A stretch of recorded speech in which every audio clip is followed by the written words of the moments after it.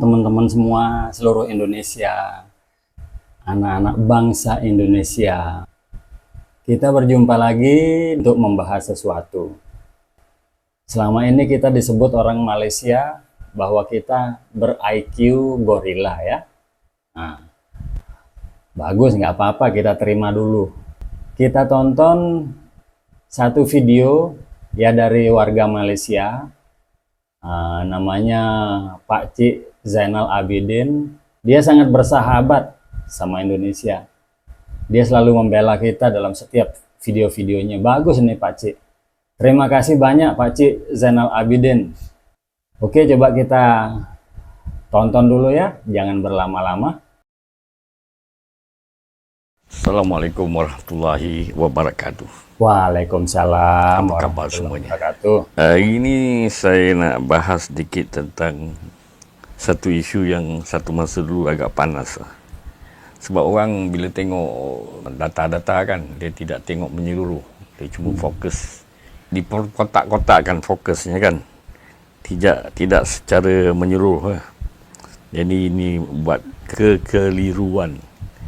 Sebab kita kalau nak dapatkan sesuatu kan, kita kena dapat secara menyeluruh agar audience dapat kefahaman yang bagus lah.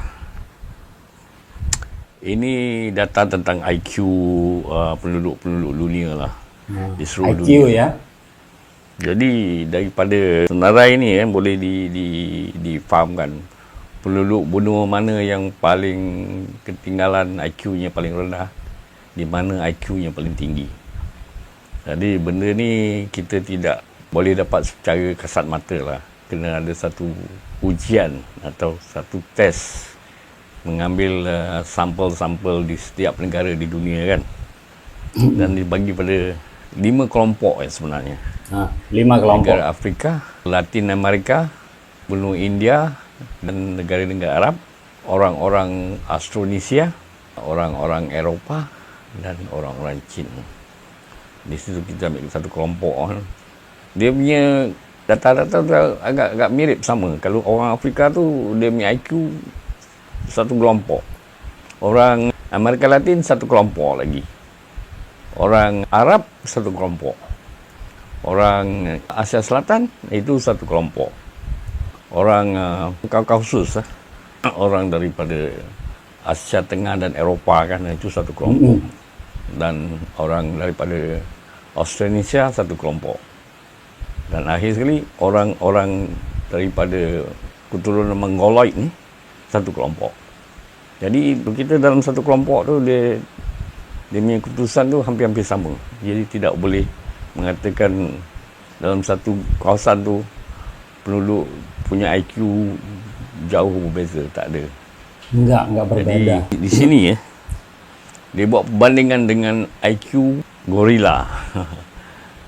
Minta maaf lah, gorila punya IQ yang tertinggi di kalangan binatang. IQ-nya tinggi.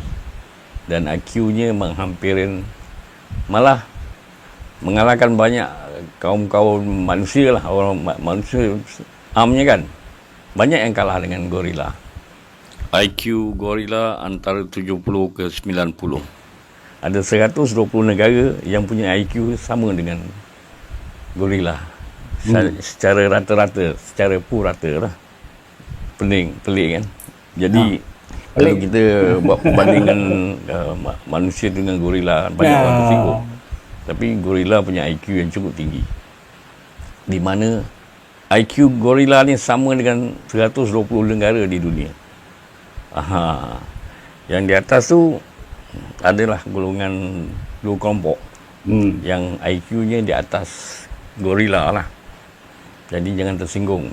Gorila bukan binatang yang kita boleh remehkan. Dia punya IQ yang cukup tinggi. Malah di habitatnya, manusia yang tinggal di habitatnya punya IQ yang lebih rendah. Negara seperti Rwanda, Uganda,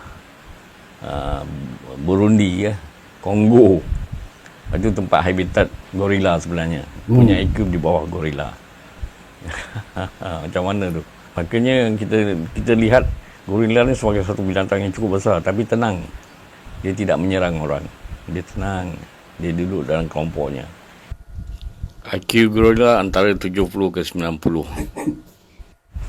IQ tu agak tinggi Jadi negara-negara di bawah IQ yang gorila termasuklah Equatorial Guinea, Mozambik, Cameroon, Haiti, Liberia. Liberia ni orang yang 100% rakyatnya berbahasa Inggeris.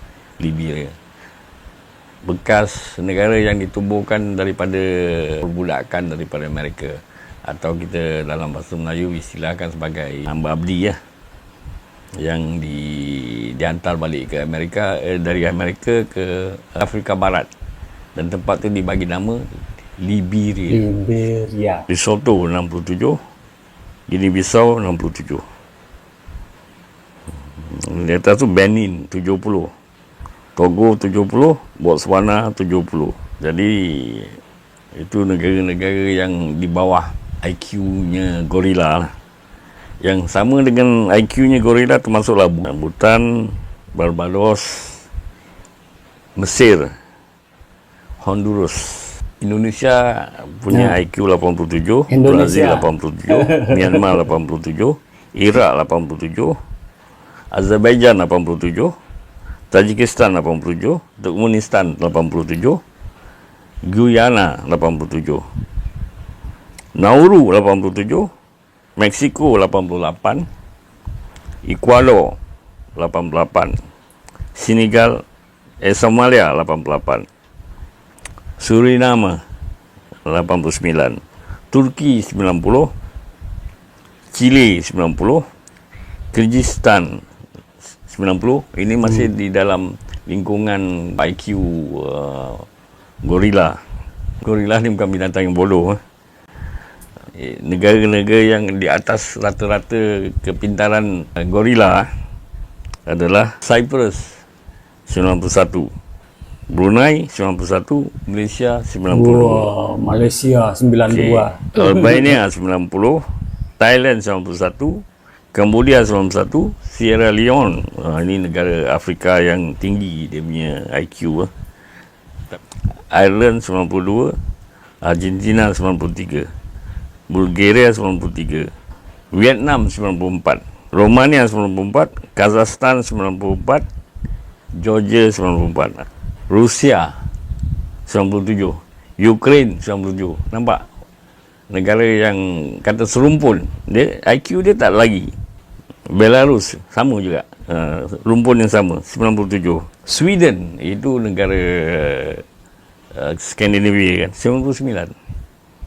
Finland 99, Estonia 99, semua dari satu kelompok. Great Britain 100, Swiss 101, Mongolia, orang-orang Mongoloid punya IQ yang tinggi rata-rata 101. Iceland 101, Italia 102, Belanda 100, Austria 100, Norwegia 100, Luxembourg 100.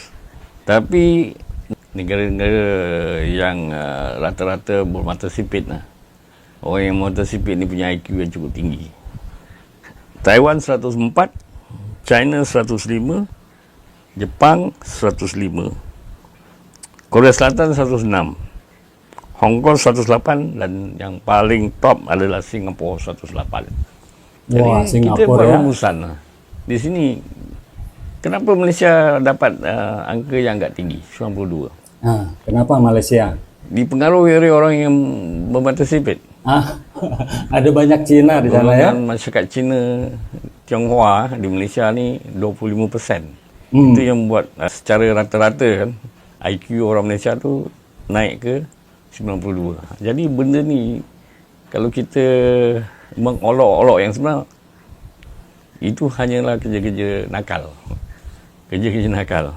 Yang sebenar orang Australasia ni rata-rata sama, IQ dia sama.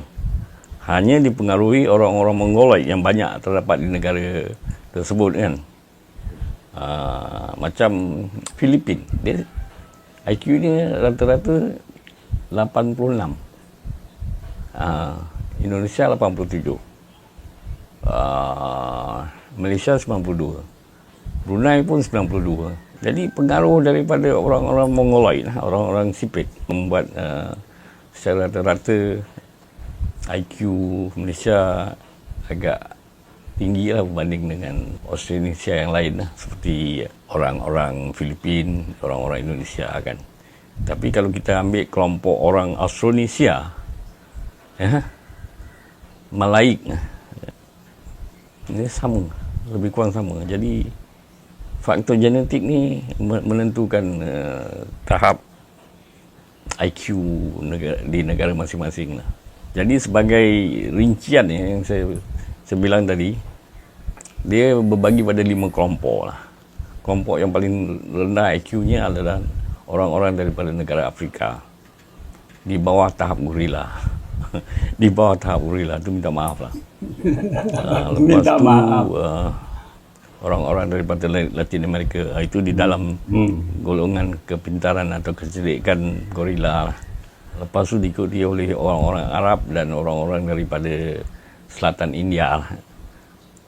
Asia Selatan seperti India, Pakistan, Bangladesh, Bhutan. Dan kita orang Australasia ni di kelompok yang di atas, dan di atas kita adalah orang-orang Kaukasus, orang-orang dari Eropah. Dan orang dari benua Eropah tidak dapat menandingi orang-orang daripada China. Nah, oke ya. Jadi begini teman-teman.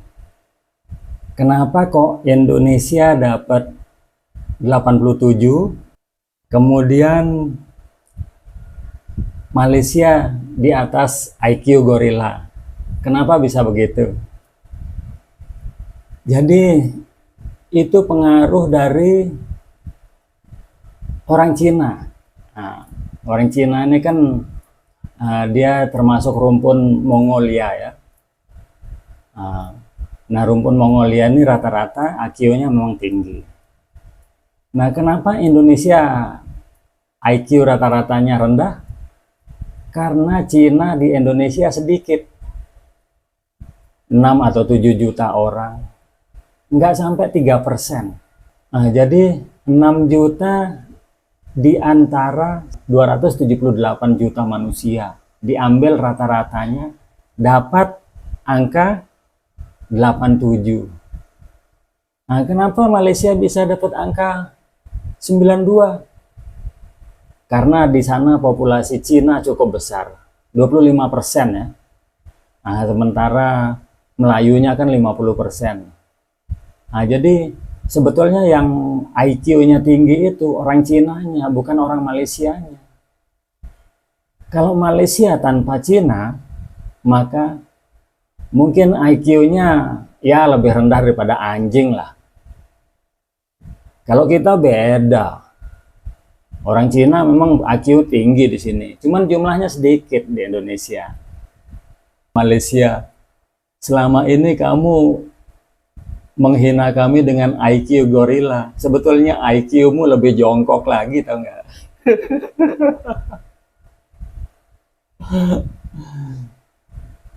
Apa buktinya Malaysia ber-IQ jongkok?